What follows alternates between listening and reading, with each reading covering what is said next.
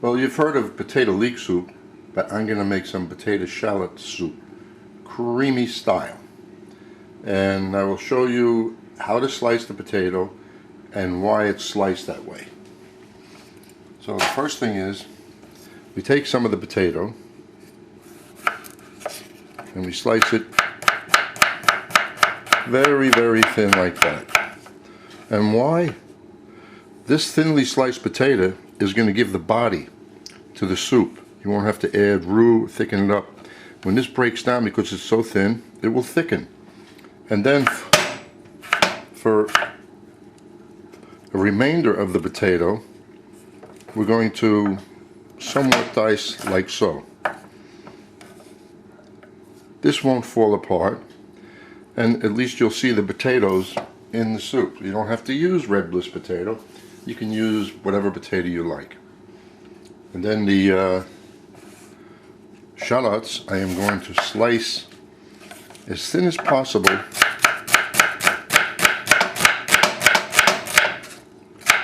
so that you see these julienne pieces in the soup, and we're not going to puree anything. It'll give it a nice look. And some thyme, fresh thyme if you have it. I don't. I have dried thyme and chicken stock. Always use stock when you make soups, and never use bouillon cubes. Always use a good stock, whether it be beef or chicken. It'll make the soup taste much better. Well, that's what everything looks like.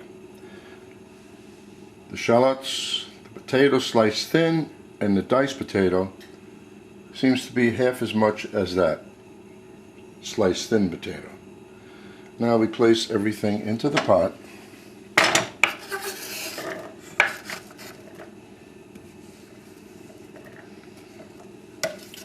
And after everything is in there, we'll add the chicken stock. In there, start off with a high flame. Put that quart of chicken stock in there. And now it's a waiting game. We're going to add more chicken stock. Another half a quart. But I can do that at any time. I'll go heat some up. Since this is a soup, the salt, pepper, the thyme doesn't have to penetrate anything as if it were a piece of meat. So we can put that in whenever we feel like it. You can always do it towards the very end. Now it's just waiting. As soon as it comes to a boil, just let it simmer. And we'll see how long that takes. Once it comes to a boil, which took about 10 minutes, put it on a simmer and cover it. Why? We don't want it to reduce down that much. So the covering it will keep the liquid inside. Well, it's been a little over an hour. Everything in here is soft. Now we're going to break up those thin pieces of potato by just whipping this. And you'll see how it'll turn whiter and it'll thicken. Just go. There I go, being sloppy again. Just relax and go slow. I'm going to taste it, make adjustments with the salt and pepper and the thyme, but I can smell this already.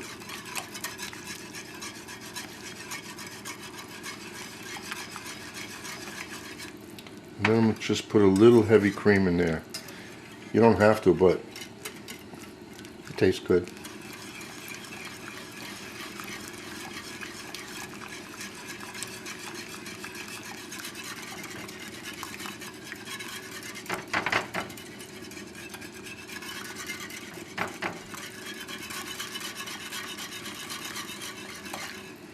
See, we still have plenty of whole pieces of potato, and the thinly sliced ones will really disintegrate right now.